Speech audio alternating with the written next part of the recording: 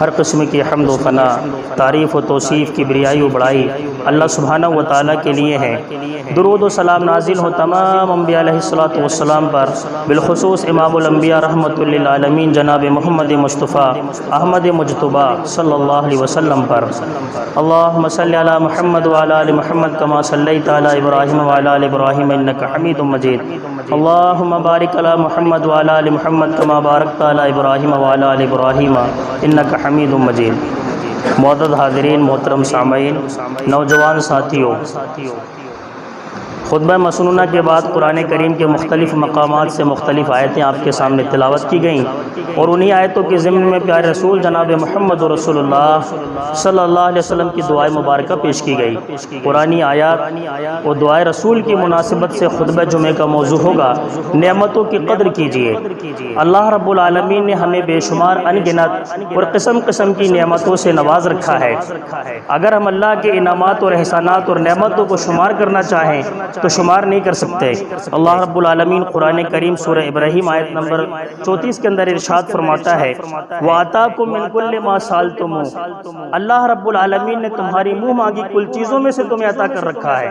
ہم اور آپ غور کریں کہ ہم نے اللہ رب العالمین سے جن نعمتوں کا سوال کیا، جن انعامات کا سوال کیا، اللہ رب العالمین نے ہمیں وہ بھی عطا کر رکھا ہے، اور اللہ سے ہم نے جن نعمتوں کا سوال نہیں کیا ہے، جن انعامات اور احسانات کا اللہ سے سوال نہیں کیا ہے، اللہ نے بن مانگے وہ بھی ہمیں دے رکھا ہے۔ تو اللہ فرماتا ہے وَآتَاكُم مِّن كُلِّ مَا سَأَلْتُمُوهُ، ہم نے تمہاری منہ مانگی کل چیزوں میں سے تمہیں عطا کر رکھا ہے۔ وَإِن تَعُدُّوا نِعْمَتَ اللَّهِ لَا تُحْصُوهَا، اگر تم اللہ کے انعامات کو، احسانات کو، اللہ کی نعمتوں کو کیلکولیشن کرنا چاہو، اللہ کے احسانات اور انعامات نعمتوں کو گننا چاہو تو نہیں گن سکتے، وہ تو بے شمار ہیں۔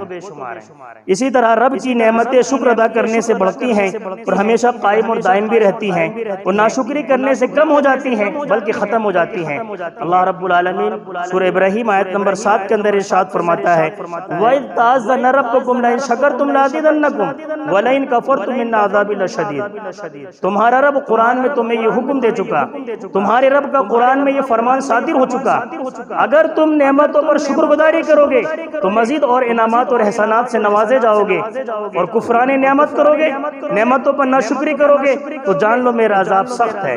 امام سفیان ثوری رحمہ اللہ اپنے زمانے کے بہت بڑے امام گزرے ہیں، انہوں نے اس آیت کی تفسیر میں لکھا کہ ناشکری کرو گے یعنی شکر کرنے سے وہ تمہیں مزید طاقت اور بندگی کی توفیق دے گا، اور ناشکری کرو گے تو موجودہ نعمت تم سے چھین لے گا اور اپنا عذاب تمہارے اوپر مسلط کر دے گا۔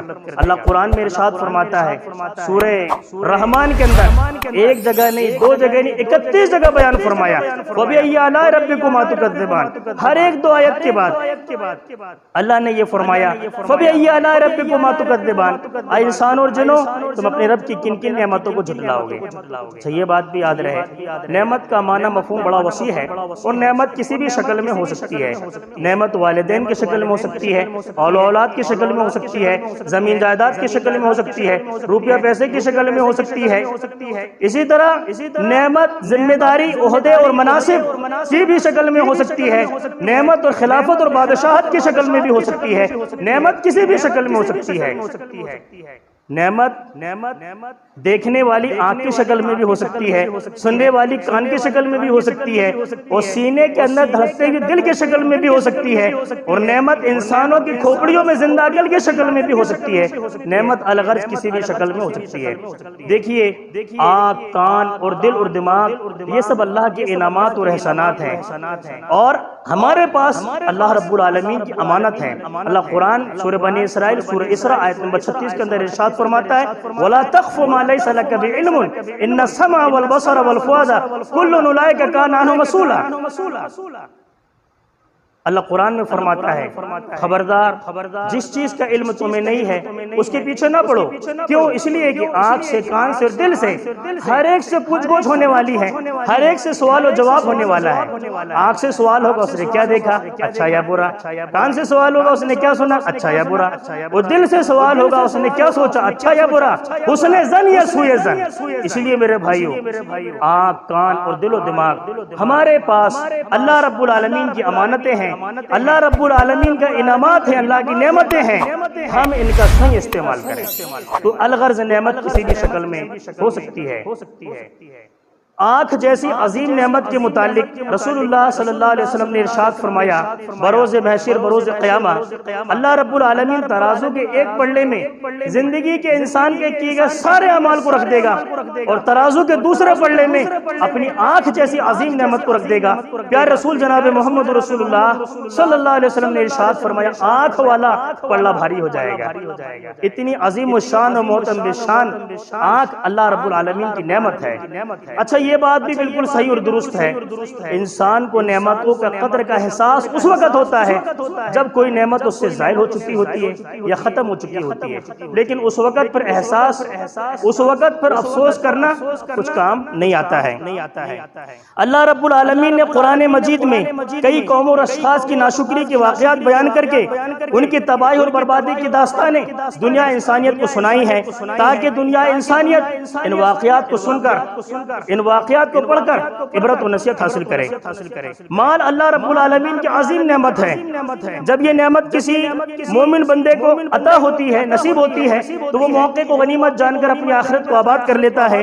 اس لیے پیارے رسول جناب محمد رسول اللہ صلی اللہ علیہ وسلم نے ارشاد فرمایا وہ آدمی قابل رشک ہے جس کو اللہ رب العالمین نے مال و دولت سے نوازا، پھر وہ اللہ کی راہ میں چھپے اور کھلے دن اور رات اللہ کی راہ میں خرچ کرتا رہتا ہے، لیکن یہی مال جب کسی فاسق اور فاجر شخص کے پاس ہوتا ہے تو اس کے فسق و فجور میں، اس کے غرور و تکبر میں اضافہ ہو جاتا ہے، اور تجربہ بھی یہی کہتا ہے کہ مال ایسی شے ہے جو طاقتور کو جو کمزور کو طاقتور، مجبور کو مختار اور محکوم کو کبھی کبھی حاکم اور کبھی کبھی مظلوم کو ظالم بنا دیتا ہے، اور اسی حقیقت کی طرف قرآن کریم نے اشارہ کیا ہے۔ اللہ سبحانہ و تعالی ارشاد فرماتا ہے کلا ان الانسان لیطغی ان رآہ استغنی، انسان آپے سے باہر ہو جاتا ہے جب وہ یہ دیکھتا ہے کہ مالدار ہو گیا ہے، اور یہی مال و دولت جب فرعون کو حاصل ہوا تو وہ اپنی خدائی کا اعلان کر بیٹھا، انا ربکم الاعلی کا نعرہ لگاتا ہے، اور یہی دولت کا نشہ جب نمرود پر چڑھتا ہے تو وہ ابراہیم علیہ السلام سے رب العالمین کے بارے میں جھگڑا کرتا ہے۔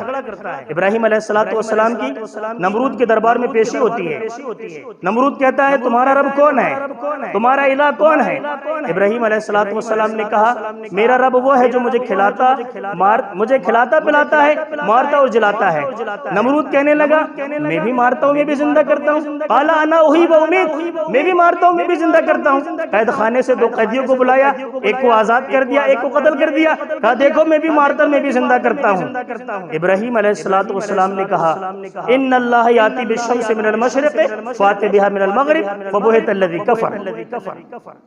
ابراہیم علیہ السلام نے کہا میرا رب وہ ہے جو سورج کو مشرق سے نکالتا ہے، مغرب میں غروب کرتا ہے، اگر تجھ میں یہ طاقت ہے، اگر تجھ میں یہ دم ہے تو نکال دے اسے مغرب سے۔ وَبُہِتَ الَّذِي كَفَرَ، وہ ہکا بکا رہ گیا۔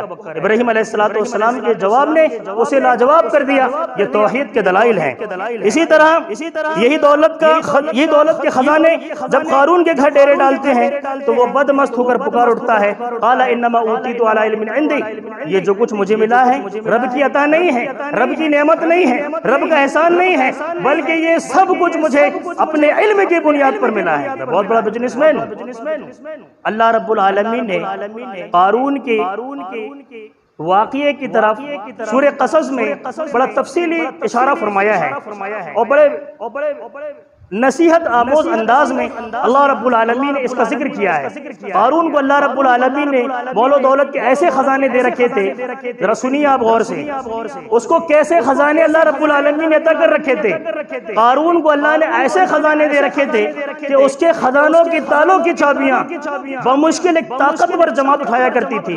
آپ اندازہ لگائیے اللہ نے اسے مال و دولت کے کیسے خزانے دے رکھے ہوں گے، ان خزانوں پر کیسے تالے جڑے ہوں گے، اور ان تالوں کی چابیاں کیسی ہوں گی جن کو بمشکل ایک طاقتور جماعت اٹھا رہی ہے۔ دنیا کے چاہنے والے تمنا کرنے لگے کاش ہم کو بھی ویسے ہی دیا گیا ہوتا جیسا قارون کو دیا گیا ہے، اور آخرت کے چاہنے والے انہیں سمجھانے لگے قارون کے پاس جو کچھ ہے اللہ رب العالمین کے یہاں اس سے بہتر ہے، اور وہ دیرپا اور آخر تک رہنے والا ہے۔ اور پھر قارون کو آخرت کے چاہنے والوں نے سمجھایا کہ اللہ نے تیرے مال میں جو تجھے خزانے دے رکھے اس میں یتیموں کے، غریبوں کے، بیواؤں کے، مسکینوں کے ہر ایک کے حقوق مقرر کر رکھے ہیں، اسے ادا کر۔ وہ کہتا ہے قال انما اوتیت علی علم عندی، یہ جو کچھ مجھے ملا ہے یہ رب کا عطا نہیں ہے، رب کا فضل کرم نہیں ہے، بلکہ یہ سب کچھ مجھے اپنے علم کی بنیاد پر ملا ہے۔ پھر قارون اپنے لاؤ لشکر سمیت، اپنے خزانوں سمیت اپنے محل سے باہر آیا، تکبر کرتا ہوا، اتراتا ہوا، غرور و گھمنڈ کرتا ہوا۔ اللہ رب العالمین کو اس کی یہ ادا پسند نہیں آئی، اللہ رب العالمین کو اس کی یہ ادا پسند نہیں آئی۔ یاد رکھیے اللہ رب العالمین کو بندے کا کسی بھی قسم کا تکبر پسند نہیں ہے، کسی بھی قسم کا غرور پسند نہیں ہے، چاہے وہ مال و دولت کا ہو، چاہے وہ شان و شوکت کا ہو، چاہے وہ قوت و طاقت کا ہو، چاہے وہ علم و عمل کا ہو، چاہے تقوی عبادت اور زہد کا ہو، کسی بھی قسم کا تکبر اللہ رب العالمین کو پسند نہیں بندے کا، بلکہ اللہ رب العالمین کو بندے کی عاجزی، انکساری، خاکساری، خشوع و خضوع پسند ہے۔ اس لیے غرور اور تکبر سے پرلے رکھ کے اپنے اندر خاکساری پیدا کیجئے، اپنے اندر عاجزی پیدا کیجئے، اپنے اندر انکساری پیدا کیجئے جو اللہ کو پسند ہے۔ تو قارون اپنے مال و دولت سمیت، اپنے خزانوں سمیت، اپنے لاؤ لشکر سمیت اپنے محل سے باہر آیا، اتراتا ہوا، تکبر کرتا ہوا، غرور و گھمنڈ کرتا ہوا۔ اللہ رب العالمین کو اس کی یہ ادا پسند نہیں آئی۔ اللہ رب العالمین نے اس کو اس کے خزانوں سمیت، اس کے محل سمیت زمین میں دھسا دیا۔ اللہ ارشاد فرماتا ہے فَخَسَفْنَا بِهِ وَبِدَارِ الْأَرْضِ، کہ ہم نے اس کو اس کے خزانوں سمیت زمین میں دھسا دیا، اور آنے والے لوگوں کے لیے، آنے والی قوموں کے لیے اسے نشانے عبرت بنا دیا۔ اس لیے میرے بھائیوں، ہمیں اللہ کی ہر دی ہوئی نعمت کی قدر کرنی چاہیے، اور نعمتوں سے فیض یاب ہونے کے بعد اللہ کی شکر گزاری کرنی چاہیے۔ پیارے رسول جناب محمد رسول اللہ صلی اللہ علیہ وسلم کے متعلق آتا ہے، حضرت عبداللہ بن عمر رضی اللہ تعالیٰ عنہ کی روایت ہے، کان من دعاء رسول اللہ صلی اللہ علیہ وسلم اللہم انی اعوذ بک من زوال نعمتک وتحول عافیتک وفجاءت نقمتک وجمیع سخطک، کہ رسول اللہ صلی اللہ علیہ وسلم جہاں اپنے اللہ سے بہت ساری دعائیں کیا کرتے تھے، ان دعاؤں کے بیچ میں اس دعا کا بھی اہتمام فرمایا کرتے تھے۔ اور میں بھی آپ سے درخواست کرتا ہوں، میں بھی آپ سے کہنا چاہتا ہوں کہ ہم اپنے اللہ سے بہت ساری دعائیں کرتے ہیں، ان دعاؤں کے بیچ میں اس دعا کا بھی اہتمام کریں جو پیارے رسول جناب محمد رسول اللہ صلی اللہ علیہ وسلم کیا کرتے تھے۔ اللہم انی اعوذ بک من زوال نعمتک وتحول عافیتک وفجاءت نقمتک وجمیع سخطک۔ اس دعا کا ترجمہ اس طرح ہے کہ اے اللہ، میں تیری نعمت کے زوال سے اور تیری عافیت کے بدل جانے سے اور تیرے اچانک انتقام سے اور تیری ہر قسم کی ناراضگی سے اللہ میں تیری حفاظت چاہتا ہوں، اللہ میں تیری پناہ طلب کرتا ہوں۔ یعنی زوال نعمت سے اللہ رب العالمین کی پناہ چاہنی چاہیے۔ نعمتوں کے چھن جانے اور اللہ کے عذاب کے آ جانے کے بعد آدمی جس قدر بھی چاہے توبہ استغفار کرے، اس سے اس کا کچھ فائدہ ہونے والا نہیں ہے۔ یہ تو پھر ناشکروں کا، متکبروں کا طریقہ اور شیوہ ہے کہ جب وہ اللہ کے عذاب کو دیکھ لیتے ہیں تو پھر انہیں توبہ کا خیال آتا ہے اور پھر انہیں استغفار کا خیال آتا ہے۔ اللہ رب العالمین نے فرعون کے متعلق قرآن کریم میں یہی بات بیان فرمایا ہے، جس وقت وہ شخص ڈوبنے لگا تو اپنے مومن اور مسلمان ہونے کی دعائی دینے لگا۔ وہ کہتا ہے میں اس اللہ پر ایمان لایا، اس رب پر ایمان لایا جس رب پر بنو اسرائیل ایمان لائے، میں اس رب پر ایمان لایا جس پر موسیٰ اور ہارون ایمان لائے۔ اس سے کہا گیا اب ایمان لائے ہو، پہلے تو انا ربکم الاعلی کا نعرہ لگاتے رہے، تکبر کرتے رہے، بنی اسرائیل قوم کے اوپر برسا برس سے ظلم زیادتی کرتے رہے، اب جب اللہ کے عذاب کو دیکھ لیے ہو، اب جب غرق کے آب ہو رہے ہو، تب توبہ استغفار کر رہے ہو، تب ایمان لا رہے ہو۔ اللہ فرماتا ہے آج ہم تیرے ایمان کو قبول نہیں کریں گے بلکہ تیرے جسم کو پانی سے نکال لیں گے تاکہ تو اپنے بعد آنے والے لوگوں کے لیے، قوموں کے لیے نشان عبرت بن جائے۔ اور بہت سے لوگ ہماری آیتوں سے اسی طرح غافل رہتے ہیں۔ جس وقت وہ شخص کھڑا کھڑا ڈوب رہا تھا، روئے زمین پر کوئی ایسا شخص نہیں تھا جو اس کی مدد کے لیے آگے بڑھتا، لوگوں کا جم غفیر اس سے اس طرح چھٹ گیا جیسا کہ سورج کی شعاؤں سے رات کا اندھیرا، رات کی تاریکی تاریکی چھڑ جاتی ہے، رات کا اندھیرا کافور ہو جاتا ہے، اور اسی تلخ حقیقت کی طرف شاعر نے اشارہ کیا ہے، بوقت تنگ دستی آشنا بیگانہ ہوتا ہے، سرائی جب ہوئی خالی تو جدا پیمانہ ہوتا ہے۔ اسی لیے میرے بھائیوں، اللہ رب العالمین نے ہمیں بہت ساری نعمتوں سے نوازا ہے، انگنت بے شمار نعمتوں سے نوازا ہے، جن کو ہم شمار نہیں کر سکتے، جن کو ہم گن نہیں سکتے، تو ہم اللہ رب العالمین کی ہر نعمت سے فیضیاب ہونے کے بعد، چاہے وہ نعمت کسی بھی شکل میں ہو، جس شکل میں ہو، اللہ کی نعمت سے فیضیاب ہونے کے بعد اللہ کی شکر گزاری کریں اور نعمتوں کی قدردانی کریں۔ آئیے نعمتوں کی ناقدری کے کچھ واقعات میں آپ کے سامنے بیان کرتا ہوں تاکہ نعمتوں کی قدر کا احساس ہمارے دلوں میں پیدا ہو۔ امام ابن قیم الجوزی رحمہ اللہ اپنے زمانے کے بہت بڑے امام گزرے ہیں، انہوں نے اپنی کتاب العبر والتاریخ کے اندر ایک واقعہ نقل کیا ہے جو بڑا عبرت آموز ہے۔ وہ بیان کرتے ہیں کہ اصفہان کا ایک بہت رئیس آدمی، بہت بڑا آدمی، اپنے دسترخوان پر بیٹھ کر اپنی بیگم کے ساتھ اللہ کی نعمتوں کو تناول کر رہا تھا، اور دسترخوان اللہ کی نعمتوں سے بھرا ہوا تھا، اللہ کی نعمتوں سے مالا مال تھا۔ اتنے میں ایک فقیر نے صدا لگائی، کھانے کے لیے کچھ دے دو۔ اس رئیس آدمی نے، اس معروف اور مشہور آدمی نے اپنی بیگم کو حکم دیا کہ یہ سارا کا دسترخوان اٹھا کر فقیر کے جھولی میں ڈال دو۔ بیگم نے شوہر کے حکم کی تعمیل کی، اور جب وہ دسترخوان لے کر فقیر کی جھولی میں ڈالنے کے لیے گئی تو دھاڑے مار مار کر رونے لگی۔ شوہر نے کہا بیگم کیوں رو رہی ہو؟ بیگم نے کہا ہمارے دروازے پر جو فقیر آیا ہے یہ کوئی اور نہیں، میرا سابق شوہر ہے۔ ایک زمانہ تھا، ایک وقت تھا، جس طرح ہم اور آپ دسترخوان پر بیٹھے اللہ کی نعمتوں کو تناول کر رہے ہیں، اسی طرح میں اس کے ساتھ ایک وقت تھا، ایک زمانہ تھا، اپنے ہی گھر میں دسترخوان پر بیٹھ کر اللہ کی نعمتوں کو تناول کر رہے تھے، اور دسترخوان اللہ کی نعمتوں سے بھرا ہوا تھا، مالا مال تھا۔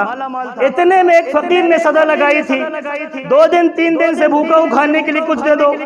یہ میرا سابق شوہر جو ہمارے دروازے پر فقیر بن کر کھڑا ہے، یہ اٹھا تھا، وہ نہ جانے اس فقیر کس قدر پٹائی کی اسے لہولہان کر دیا، نہ جانے اس فقیر نے کیا بددعا دی کہ اس کے حالات دگرگوں ہو گئے، حتیٰ کہ ایک وقت کہ یہ شخص فقیر و کلاش ہو گیا، اور نوبت یہاں پہنچ گئی، اس کی مول و دولت ختم ہو گئی، اور اس نے مجھے طلاق بھی دے دی، اور اس کے چند سال گزرنے کے بعد میں آپ کی زوجیت میں آ گئی۔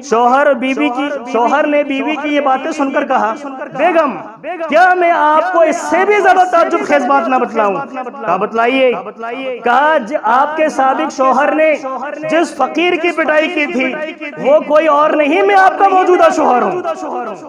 گردش زمانے کا یہ عجیب نظارہ تھا کہ اللہ تبارک و تعالیٰ نے اس بدمست متکبر مالدار کی ہر چیز، مال، کوٹی، حتیٰ کہ اس کی بیوی بھی چھین کر اس شخص کو دے دیا جو اس کے دروازے پر فقیر بن کر آیا تھا، اور چند سالوں کے بعد اللہ رب العالمین نے اسی کو فقیر بنا کر اسی کے در پر لے آیا، اسی گھر پر لے آیا۔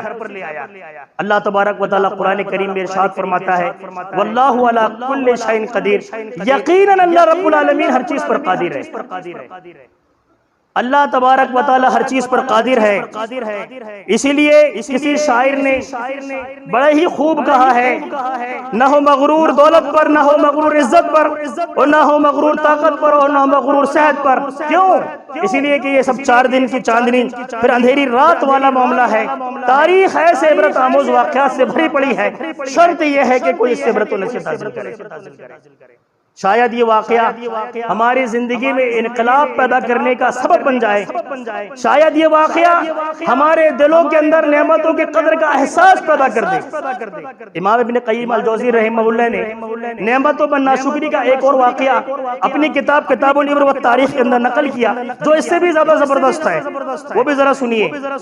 خلافت عباسیہ کا مشہور حکمراں خلیفہ مہدی اپنے دربار خلافت کے تخت خلافت پر متمکن تھا، بیٹھا ہوا تھا۔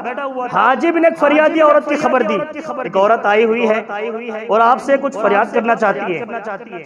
خلیفہ مہدی نے کہا اسے دربار میں بھیج دیا جائے۔ جب وہ عورت خلیفہ مہدی کے بھرے دربار میں داخل ہوئی تو خلیفہ مہدی نے کچھ اٹھتی ہوئی نگاہ اس عورت پر ڈالی، یعنی سر سے پاؤں تک، پاؤں سے سر تک اس عورت کو دیکھا. وہ عورت خلیفہ مہدی کو بھیکارن معلوم ہو رہی تھی، اور خلیفہ مہدی نے پھر اپنی گردن جھکا لیا، اپنا سر نیچا کر لیا اور کہا کہو کیا فریاد لائی ہو. اس عورت نے کہا خلیفہ مہدی فریاد تو کچھ نہیں لائی ہوں، آپ کے بھرے دربار میں آپ کے اوپر قرآن کریم کی ایک آیت تلاوت کرنے آئی ہوں. یہ بڑی عجیب و غریب فریاد تھی. خلیفہ مہدی نے کہا یہاں تو ضرورت مند آتے ہیں، یہاں لوگ فریاد لے کر آتے ہیں، ان کی ضرورتیں پوری کی جاتی ہیں، ان کی فریاد رسی کی جاتی ہے. یا آپ عجیب و غریب فریاد لائی ہو کہ میرے اوپر میرے بھرے دربار میں قرآن کریم کی ایک آیت تلاوت کرنے آئی ہو. خلیفہ مہدی نے کہا کہو کون سی آیت میرے اوپر تلاوت کرنا چاہتی ہو. اس عورت نے جو خلیفہ مہدی کو بھیکارن معلوم ہو رہی تھی، سورۃ النحل آیت نمبر 112 تلاوت کی. اللہ رب العالمین قرآن کریم میں بیان فرماتا ہے وَضَرَبَ اللَّهُ مثلاً قرية كانت آمنة مطمئنة يأتيها رزقها رغدا من كل مكان فكفرت بأنعم الله فأذاقها الله لباس الجوع والخوف بما كانوا يصنعون. اللہ تبارک و تعالیٰ اس آیت کریمہ میں ایک بستی والوں کی مثال بیان فرماتا ہے جن کی زندگی بڑی پرسکون گزر رہی تھی، جن کی زندگی میں بڑا اطمینان اور سکون تھا. دو وقت کی روزی روٹی بغیر محنت اور مشقت کو نہیں مل جا رہی تھی. آج کے اس گئے گزرے دور میں، مہنگائی کے دور میں، 21ویں صدی میں انسان کو اور کیا چاہیے؟ انسان چاہتا ہے کہ ہماری زندگی سکون سے گزر جائے، اور دو وقت کی روزی روٹی جس کے لیے خون پسینہ ایک کرنا پڑتا ہے بغیر محنت اور مشقت کے مل جائے. انسان لاک ڈاؤن کے بعد 21ویں صدی میں اور کیا چاہتا ہے؟ اس مہنگائی کے دور میں یہ تو چاہتا ہے کہ زندگی پرسکون ہو، وہ دو وقت کی روزی روٹی آرام سے مل جائے. تو اللہ فرماتا ہے وہ بستی والوں کی زندگی بڑی سکون اطمینان سے گزر رہی تھی، وہ دو وقت کی روزی روٹی بغیر محنت اور مشقت کے مل جا رہی تھی. فَكَفَرَتْ بِأَنْعُمِ اللَّهِ، وہ اللہ کی نافرمانی کرنے لگے، اللہ کی نعمتوں کی ناقدری کرنے لگے. فَذَاقَ اللَّهُ لِبَاسَ الْجُوعِ وَالْخَوْفِ بِمَا كَانُوا يَصْنَعُونَ. تو اللہ رب العالمین نے ان کی پرسکون زندگی کو خوف و ہراس میں مبتلا کر دیا، اور دو وقت کی روزی روٹی جو بغیر محنت اور مشقت کے مل جا رہی تھی، بھوک کا عذاب مسلط کر دیا. اللہ فرماتا ہے وَكَفَرَتْ بِأَنْعُمِ اللَّهِ، یہ سزا تھی ان کی نافرمانیوں کی، یہ سزا تھی نعمتوں کی ناقدری کی. فَذَاقَ اللَّهُ لِبَاسَ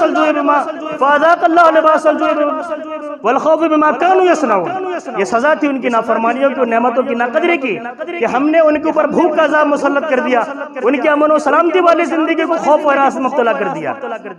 خلیفہ مہدی نے کہا خاتون قرآن کریم کے اس آیت کو تلاوت کر کے آخر مجھے کیا سمجھانا چاہتی ہو؟ اس خاتون نے کہا جو خلیفہ مہدی کے بھرے دربار میں قرآن کریم کی سورۃ النحل آیت نمبر 12 اس کے اوپر تلاوت 112 تلاوت کر رہی تھی، اس عورت نے کہا میں خلیفہ مروان بن محمد کی بیوہ ہوں جس کی حکومت اسپین سے لے کر پرتگال تک اور پرتگال سے لے کر ہندوستان کے وسیع عریض علاقوں تک پھیلی ہوئی تھی. کل کی ملکہ اور آج کی بھیکارن، ہم نے اللہ کی نعمتوں کی ناقدری کی جس کی وجہ سے آج میں یہ روزے بد دیکھنے پڑ رہے ہیں کہ میں در بدر کی ٹھوکریں کھا رہی ہوں. اور میں تمہیں نصیحت کرنے آئی ہوں کہ اللہ تبارک و تعالیٰ نے تمہیں اسلامی سلطنت کا خلیفہ بنایا ہے، اسلامی حکومت کا بادشاہ بنایا ہے. تم اللہ رب العالمین کی اس نعمت کی قدردانی کرنا، کہیں ایسا نہ ہو کہ تمہارا حال بھی ہمارے حال جیسے ہو جائے. خلیفہ مہدی آپ دیدہ ہو گیا، اس کے جسم کے رونگٹے کھڑے ہو گئے، اس کے جسم کے اندر کپکپاہٹ طاری ہو گئی. یہ بڑی عجیب و غریب نصیحت تھی، بڑی عجیب و غریب فریاد تھی جو اس عورت نے جو کل کی ملکہ اور آج کی بھیکارن تھی قرآن کریم کی آیت سورۃ النحل آیت نمبر 112 کے ذریعے سے کی تھی. خلیفہ مہدی کی آنکھیں اشکبار ہو گئی، اور خلیفہ مہدی نے دھیمی آواز سے کہا آپ دربان اس عورت کو محل میں لے جاؤ اور اس عورت کو جس چیز کی ضرورت ہو سکتا. امام ابن قیم الجوزی رحمہ اللہ نے اپنی کتاب العبر والتاریخ کے اندر ایسے ایک دو واقعات نقل نہیں کیے ہیں، ایسے سینکڑوں واقعات نقل کیے ہیں جو ہمیں درس عبرت دے رہے ہیں، جو ہمیں نعمتوں کی قدر کا احساس دلا رہے ہیں. اس لیے میرے بھائیو، اللہ رب العالمین نے جن جن نعمتوں سے ہمیں نوازا ہے، ہم نعمتوں سے فیض یاب ہونے کے بعد شکر گزاری کریں، نعمتوں کی قدردانی کریں، اور ناشکری سے اور کفران نعمت سے اپنی حفاظت.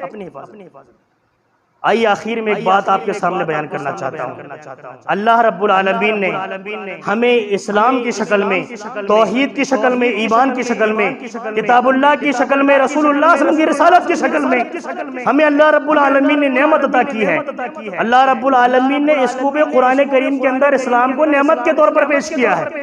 اللہ ارشاد فرماتا ہے سورہ مائدہ آیت نمبر 3 کے آخری حصے میں، الیوم اکملت لکم دینکم واتممت علیکم نعمتی ورضیت لکم الاسلام دینا۔ آج میں نے اپنی نعمت کو تم پر تمام کر دیا اور دنیا انسانیت کے جس دین سے رضامند ہو گیا ہوں وہ دین اسلام۔ آج میں نے اپنے دین کو تم پر مکمل کر دیا، اپنی نعمت کو تم پر تمام کر دیا، اور دنیا انسانیت سے جس دین سے میں رضامند ہو گیا ہوں وہ دین اسلام ہے۔ اللہ اکبر! ہم اور آپ کتنے خوش نصیب ہیں کہ اللہ رب العالمین نے دنیا انسانیت کے لیے جس دین کو چنا ہے اس دین کے لیے ہمارا اور آپ کا انتخاب کیا ہے۔ اللہ قرآن میں فرماتا ہے کنتم خیر امۃ اخرجت للناس تأمرون بالمعروف وتنہون عن المنکر وتؤمنون باللہ۔ اللہ رب العالمین نے خصوصی طور پر دنیا انسانیت کے لیے تم کو چنا ہے، تم کو نکالا ہے، کیونکہ تم خیر امت ہو، تم اللہ پر ایمان رکھتے ہو، بھلائیوں کا حکم دیتے ہو، بھلے کام کرتے ہو، برائیوں سے بچتے ہو، لوگوں کو برے کاموں سے بچاتے ہو۔ اللہ قرآن میں ارشاد فرماتا ہے ہم نے تمہیں امت عادل بنایا ہے، ہم نے تمہیں امت وسط بنایا ہے، ہم نے تمہیں مسلمان بنایا ہے۔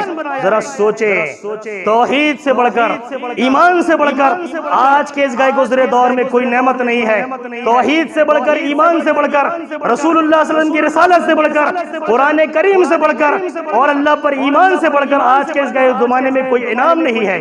کہیں ایسا تو نہیں ہے کہ ہم توحید کی ناقدری کر رہے ہیں، کہیں ایسا تو نہیں ہے کہ ہم ایمان کی ناقدری کر رہے ہیں، کہیں ایسا تو نہیں ہے کہ اپنی مسلمانیت کی ناقدری کر رہے ہیں، کہیں ایسا تو نہیں ہے کہ ہم شریعت اسلامیہ کی ناقدری کر رہے ہیں، کہیں ایسا تو نہیں ہے کہ ہم کتاب اللہ کی ناقدری کر رہے ہیں۔ اور یاد رکھو اگر ہم کتاب اللہ کی ناقدری کریں گے، ہم توحید کی ناقدری کریں گے، ایمان کی ناقدری کریں گے، اپنی مسلمانیت کی ناقدری کریں گے، تو پھر جان لو اللہ قرآن کریم میں ارشاد فرماتا ہے سورہ محمد آیت نمبر 28 کے اندر اگر تم سب کے سب پھر جاؤ، نماز روزہ نہ کرو، تو اللہ تبارک و تعالیٰ تم کو ختم کر کے تمہاری جگہ ایسی قوم کو لے آئے گا جو اللہ کی مطیع اور فرما بردار ہوگی۔